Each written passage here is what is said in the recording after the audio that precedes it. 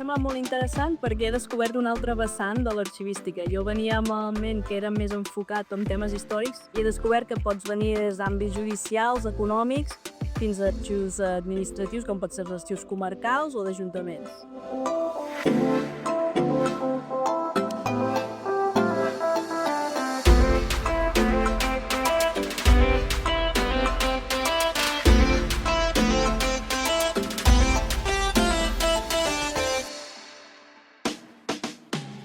M'ha semblat molt interessant el fet de poder fer especialitzacions i no només centrar-te en un camp. També pots fer audiovisuals o fotogràfics o sonors i jo penso que és una oportunitat.